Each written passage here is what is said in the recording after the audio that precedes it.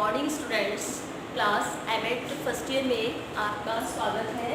आज हमारा सब्जेक्ट है ईटी एंड आईसीटी और टॉपिक है कम्युनिकेशन टेक्नोलॉजी। कम्युनिकेशन टेक्नोलॉजी के अंतर्गत हम सबसे पहले देखेंगे कि what is concept of communication, ठीक है, कि कंसेप्ट जो है वो कम्युनिकेशन का क्या है। Concept of communication,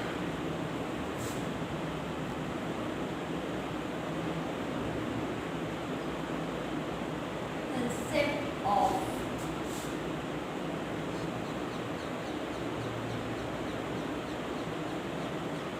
communication।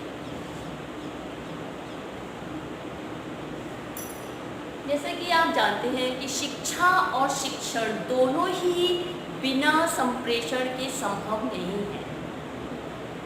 दोनों में ही जो है विचारों का आदान प्रदान होना आवश्यक है, इसलिए कम्युनिकेशन का जानना हमें आवश्यक है।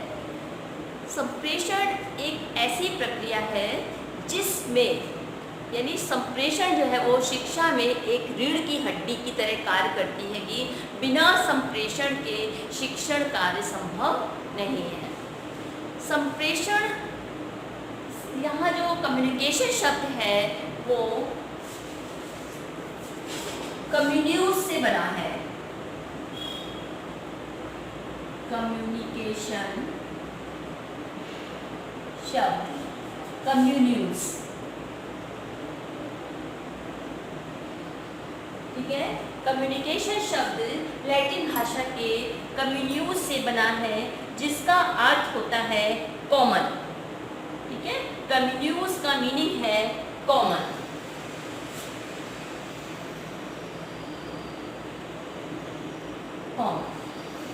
कॉमन या जिसको हम कहेंगे सामान्य, ठीक है। संप्रेषण शब्द जो है वो इंग्लिश अंग्रेजी के कम्युनिकेशन शब्द की जो उत्पत्ति है वो लैटिन भाषा के कम्युन्यूज से हुई है। कम्युन्यूज का अर्थ है कॉमन या सामान्य। तो संप्रेषण से तात्पर्य यहाँ पर है कि सामान्य अवस्था में जो है दो अपने विचारों का आदान प्रदान करना, यानी सामान्य अवबोध के माध्यम से अपने विचारों का आदान प्रदान करना ही जो है वो क्या है, आपका कम्युनिकेशन है।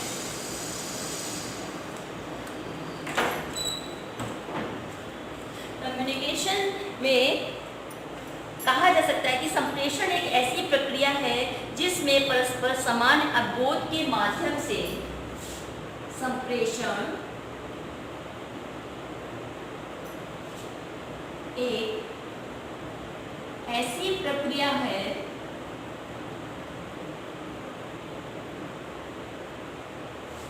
जिसमें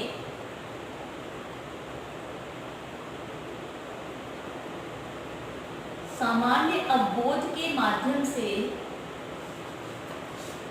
अंडरस्टैंडिंग को बोलेंगे हम यहाँ पर अवबोध, सामान्य अवबोध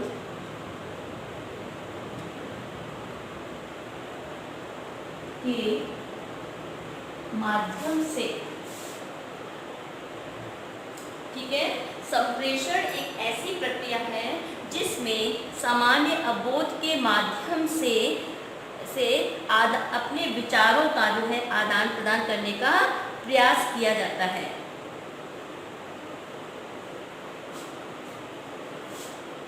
अपने विचारों के आदान प्रदान का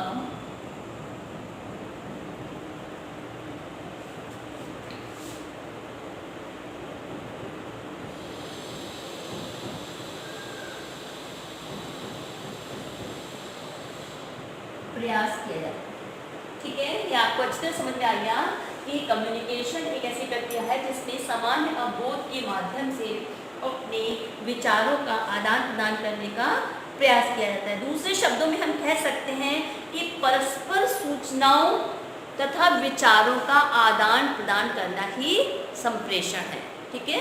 यानी हम इसको इस तरह से भी कह सकते हैं कि परस्पर सूचनाओं और विचारों के आदान प्रदान का जो है वो क्या है, संप्रेषण है। संप्रेषण में जो जैसे फॉर एग्जांपल जैसे आप देखते हैं कि प्रिंसिपल ने टीचर को बुलाया या टीचर ने छात्रों को बुलाया, तो वो अपनी बात को उससे बोलते हैंगे। इसमें जो है संप्रेषण में बोलकर हाव भाव के माध्यम से, मुख मुद्रा के माध्यम से जो है हम अपनी बात को दूसरे तक पहुंचा सकते हैंगे। तो संप्रेषण एक ऐसी प्रक्रिया है जिसमें व्यक्ति अपने हाव भाव, मुख मुद्रा, विचारों को तथा परस्पर आदान प्रदान करते हैं और इस प्रकार से प्राप्त विचारों तथा संकेतों को सामने वाला जो है उसे समझने का प्रयास करता है। यानी संप्रेषण में हम जो कुछ कहना चाहते हैं वो इस तरह से कहा जाए कि सामने वाला उसको ठीक से समझ सके। तो संप्रेषण एक ऐसी प्रक्रिया है जिसमें दो व्यक्ति जो है परस्पर अपने विचारों का आदान प्रदान, अपने हाव भाव, मुख मुद्रा और अपने जो मुख मुद्रा है तथा संकेतों को जो है सही अर्थों में समझने का प्रयास करते हैं।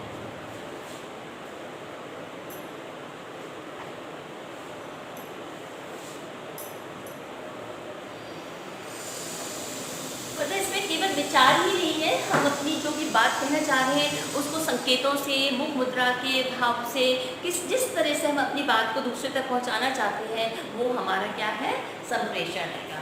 तो संप्रेषण में जो है एक एंडरसन ने इसकी एक परिभाषा दी थी, एंडरसन ने, कि संप्रेषण एक गत्यात्मक प्रक्रिया है। यानी लिखेंगे definition of concept, definition of communication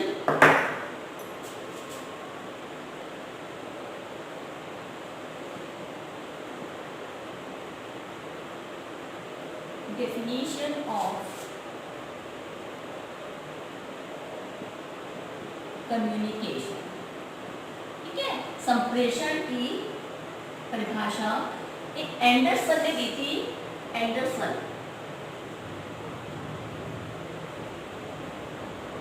Anderson के अनुसार संप्रेषण एक गत्यात्मक प्रक्रिया है, ठीक है। संप्रेषण एक गत्यात्मक प्रक्रिया है जिसमें संप्रेषण एक गत्यात्मक प्रक्रिया है जिसमें व्यक्ति जो है अपने चेतनता अथवा दूसरों के संज्ञानात्मक ढांचे को हाव भाव आदि के रूप में आवाज साधनों द्वारा प्रभावित करता है, जिसमें व्यक्ति चेतनता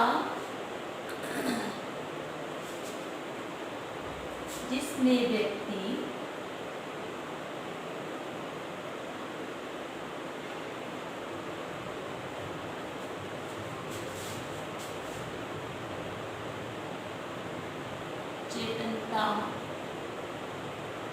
ठीक है। यानी उसकी जो चेतनता है,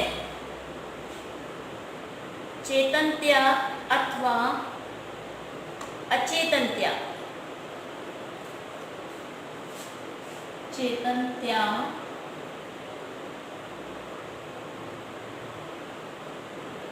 अथवा अचेतनत्या, कॉन्शियस एंड अनकॉन्शियस, ठीक है। चेतनत्या अथवा अचेतनत्या दूसरों के संज्ञानात्मक ढांचे को, दूसरों के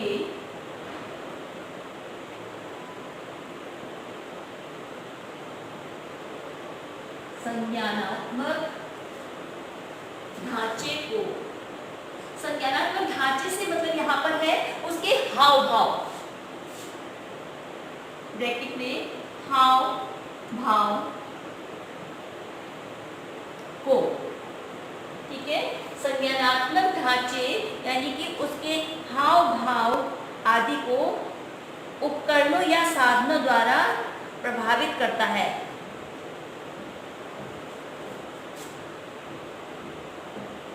साधनों व उपकरणों द्वारा प्रभावित करता है। ये परिभाषा जो थी एंडरसन ने दी थी।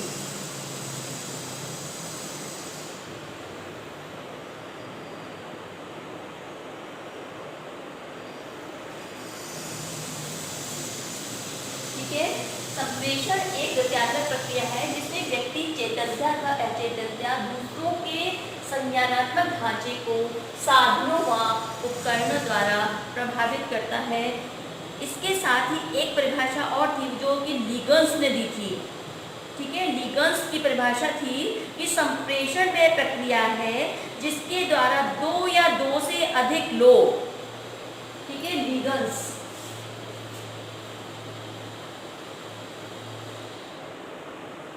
ये परिभाषा जो थी लीगल्स ने दी थी। उनका मानना था कि दो या दो से अधिक व्यक्ति अपने विचारों को, अपने भावों को जो है का आदान प्रदान जो है वो इस तरह से करते हैं कि परस्पर एक दूसरे के समझ में आसानी से आ जाए। समझ रहे हैं? विचारों का आदान प्रदान इस तरह से करते हैं कि यानी एक्सचेंज, विनिमय जिसको हम कहते हैं, परस्पर विचारों का विनिमय इस तरह से करते हैं कि संदेश प्राप्त करने वाला व्यक्ति जो है उस संदेश को आसानी से समझ सके, उस संदेश को आसानी से पढ़ सके। लीगन्स का मानना था। ठीक है, लीगन्स का मानना था कि संप्रेषण एक ऐसी प्रक्रिया है जिसमें दो या दो से अधिक लोग विचारों, तथ्यों, भावनाओं, ठीक है, दो या दो से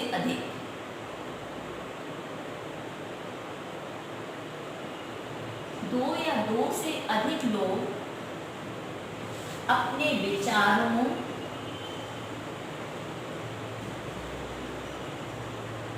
भावनाओं, हाव भाव,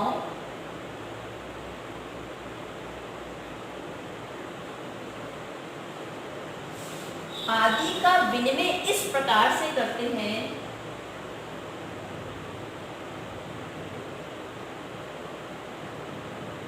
विनिमय मीन्स एक्सचेंज, विनिमय इस प्रकार से करते हैं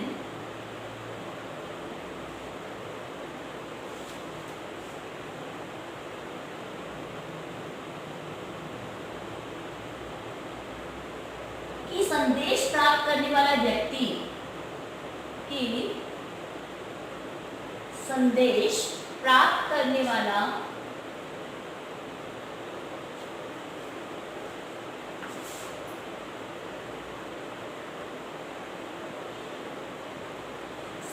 जो भी व्यक्ति संदेश को प्राप्त कर रहा है तो संदेश प्राप्त करने वाला जो है संदेशों को समझ जाते हैं।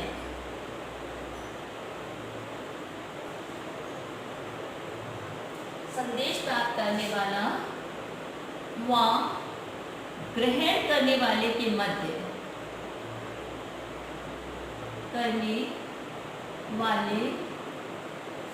मध्य संबंध स्थापित हो सके।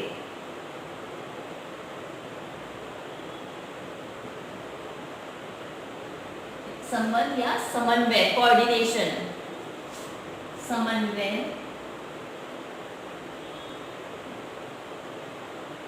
स्थापित हो सके। ठीक है, तो ये परिभाषाएं जो थी एक एंडरसन ने दी थी और एक लीगल्स ने दी थी, क्योंकि हम जो भी अपनी बात, हमने अपने विचार किसी दूसरे तक पहुंचाना चाहते हैं वो हमारे स्पष्ट होने चाहिए, सरल होने चाहिए, छोटे होने चाहिए, जिससे सामने वाला जो है हमारे विचारों के, हमारी भावनाओं को, हमारे हाव भाव को अच्छी तरह से समझ सके। नहीं तो हमारा जो कम्युनिकेशन है वो सही नहीं होगा, तो हम जो है उस बात को ठीक से समझ नहीं सकते। अब हम देखेंगे कि जो कम्युनिकेशन है उसकी विशेषताएं क्या है। तो कम्युनिकेशन जो है परस्पर संबंध स्थापित करने की प्रक्रिया है।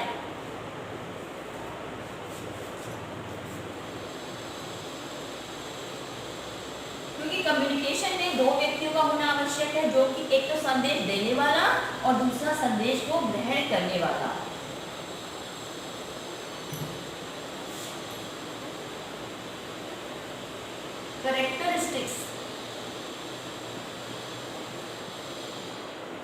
Characteristics of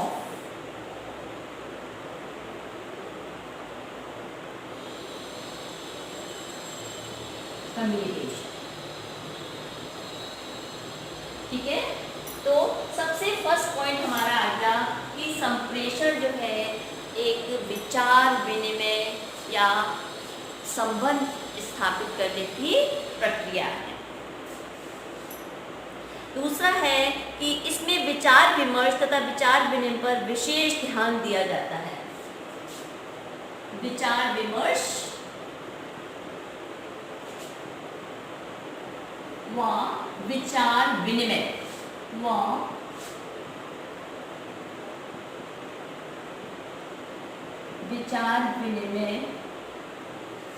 पर ध्यान दिया जाता है। ठीक है, क्योंकि जो भी विचार विमर्श हमारे हो रहे हैं, विचार विनिमय एक्सचेंज हो रहा है, उस पर विशेष ध्यान दिया जाता है। सेकंड हो गया आपका कि संप्रेषण जो हैगा इसमें जो है आपस में जो है क्या है पारस्परिक संबंध स्थापित करने की प्रक्रिया है। पारस्परिक संबंध स्थापित करना।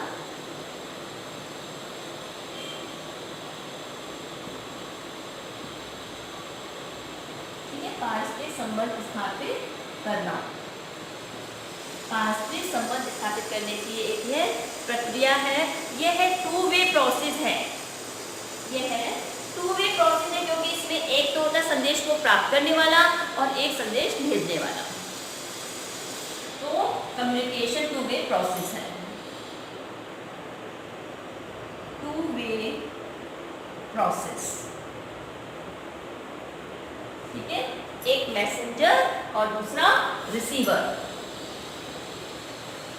टू वे प्रोसेस, मैसेंजर जिसने भेजा और दूसरा रिसीवर।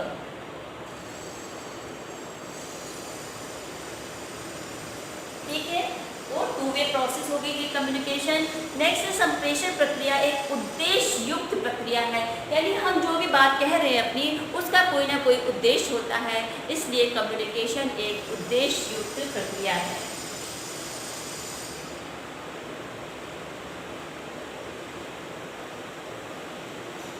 उद्देश्य युक्त प्रक्रिया, क्योंकि बिना उद्देश्य के कम्युनिकेशन नहीं किया जाता है। जब भी कम्युनिकेशन किया जाएगा तो हमारा कोई जो है उद्देश्य अवश्य होगा, जिससे हम जो है जिस कारण से हम अपनी बात को पहुंचा रहे हैं। संप्रेषण में मनोवैज्ञानिक पक्ष जो होते हैं वो समावेशित होते हैं। मनोवैज्ञानिक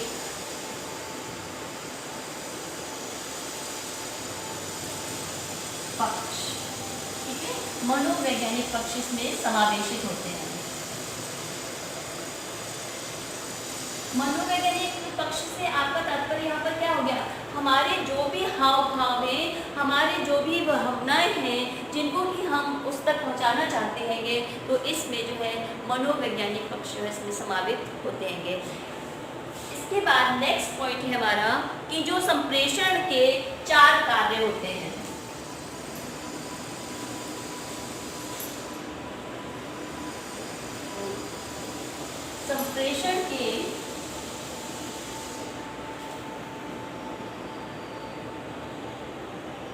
संप्रेषण के मुख्य 4 कार्य होते हैं।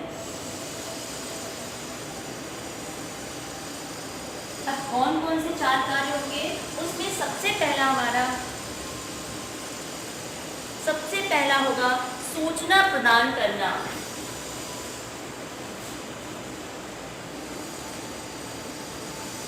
सूचना प्रदान करना। ठीक है, संप्रेषण में जो भी कुछ बात की जाती है उसमें हम सबसे पहले क्या करते हैं, सूचनाएं प्रदान करते हैंगे। फिर है हमारा निर्देश या आदेश या संदेश प्रेषित करना। दूसरा निर्देश या आदेश प्रेषित करना। ठीक है, क्योंकि हम जो है कोई भी बात अपनी उसको कहते हैं प्रेषित करना। संप्रेषण के 4 कार्य हो गए, सूचना प्रदान करना, निर्देश या आदेश प्रेषित करना। फिर नेक्स्ट है आपका परस्पर विश्वास जागृत करना, परस्पर विश्वास जागृत करना।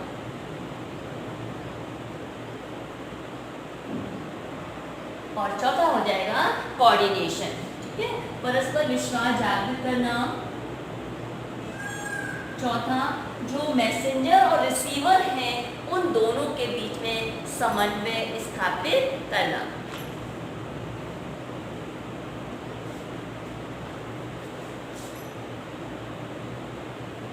कोऑर्डिनेशन, समन्वय स्थापित करना।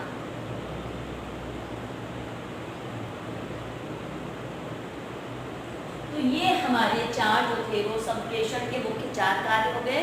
सबसे पहला सूचनाएं प्रदान करना, दूसरा हो गया हमारा निर्देश या आदेश को प्रेषित करना, और नेक्स्ट है परस्पर विश्वास जागृत करना, क्योंकि हम जो भी बात कह रहे हैं उसको सामने वाला जो है वो समझ सके, तभी हमारा उसमें जो है विश्वास जागृत होगा। और नेक्स्ट है समन्वय स्थापित करना, कोऑर्डिनेशन होना चाहिए। हमने जो कुछ कहा उसका हमें जो है रिप्लाई सही मिलना चाहिए।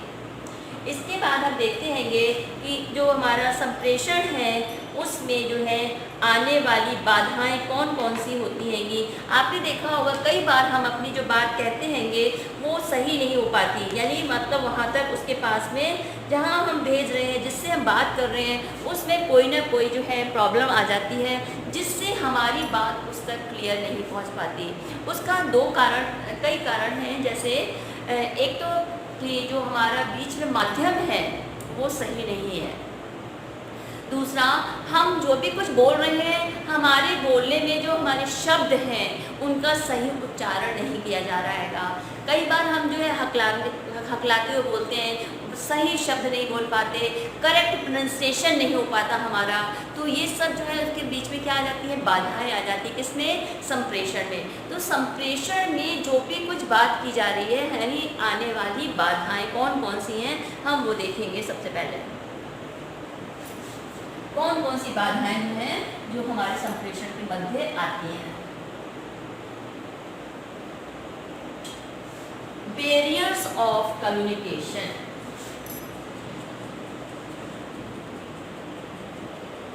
barriers of communication।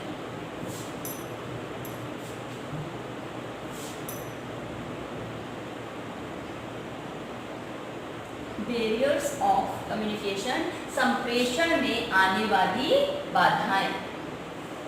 अब वो बाधाएं जो आती हैं वो कौन कौन सी हैं, तो उसमें सबसे पहले जो हमारे एक डॉक्टर कुमार थे, उन्होंने संप्रेषण में आने वाली बाधाओं को 4 भागों में विभक्त किया था। किसने, डॉक्टर कुमार ने। डॉक्टर कुमार के अनुसार संप्रेषण में आने वाली बाधाओं को 4 भागों में विभक्त किया गया था। वो बाधाएं जो थी, पहली थी आपकी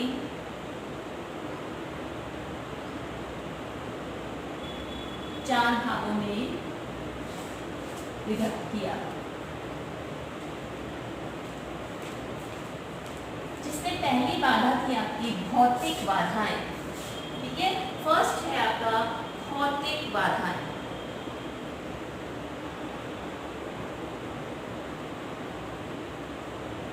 भौतिक बाधाओं में जैसे कि हमारा हम स्वस्थ नहीं है, मेंटली डिस्टर्ब हैं, तो हम जो है सही अपना कम्युनिकेशन नहीं कर पाते हैं। शोरगुल हो रहा है हमारे आसपास में, जो है हमारे जो माध्यम है हमारे कम्युनिकेशन का वो सही नहीं है। तो इस तरह से जो है हमारे उसमें जो है फर्स्ट हो गई आपकी भौतिक बाधाएं। अब भौतिक बाधाओं के अंतर्गत जो है वो कौन कौन से होंगे, वो हो गया आपका शोर, अदृश्यता, वातावरण। शोरगुल होता है तो हमें क्लियर सुनाई नहीं देता। अगर इस हमें कोई वीडियो देख रहे हैं वो क्लियर नहीं है तो वो अदृश्यता, ठीक है। शोर, अदृश्यता, स्वास्थ्य, हमारा स्वास्थ्य सही नहीं है तो हम जो भी कुछ काम कर रहे हैं वो सही तरीके से नहीं हो पाता है, ठीक है। फिर नेक्स्ट है हमारा नंबर 2 है आपका भौतिक बाधाओं के बाद में दूसरा आता है आपका जो है भाषा की बाधाएं।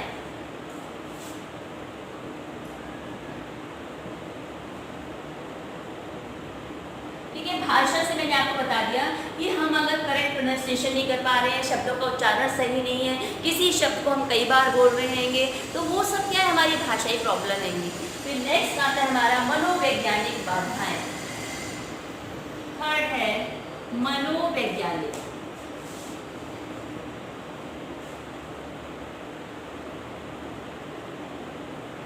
मनोवैज्ञानिक बाधाएं।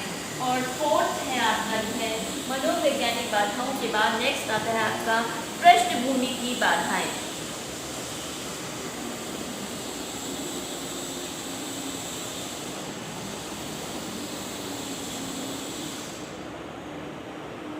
ये बाधाएं जो हैंगी हमारे कम्युनिकेशन को स्पष्ट नहीं कर पाती और जिससे हमारे जो है कम्युनिकेशन करने में जो है समस्या आ जाती है कि तो हम जो भी कुछ कहने जा रहे हैं वो हमारे शब्द जो हैं वो शॉर्ट एंड स्वीट से मतलब ये है कि सरल स्पष्ट भाषा होनी चाहिए, हमारा शोरगुल नहीं होना चाहिए, मेंटली प्रिपेयर हो जो भी हम अपनी बात विचार विमर्श करने जा रहे हैं। तो ये आज हमने इतना देखा कम्युनिकेशन टेक्नोलॉजी के अंतर्गत कि कम्युनिकेशन की परिभाषा क्या है, कम्युनिकेशन का मीनिंग क्या है और उसके बाद में जो है कम्युनिकेशन में आने वाली बाधाएं कौन सी हैं, कम्युनिकेशन की विशेषताएं क्या हैं ना। अब हम नेक्स्ट वीडियो में देखेंगे कि इन पर हम विजय कैसे प्राप्त कर सकते हैं, जो भी बाधाएं हमारे कम्युनिकेशन में आती हैं उन पर हम विजय कैसे प्राप्त करें। धन्यवाद।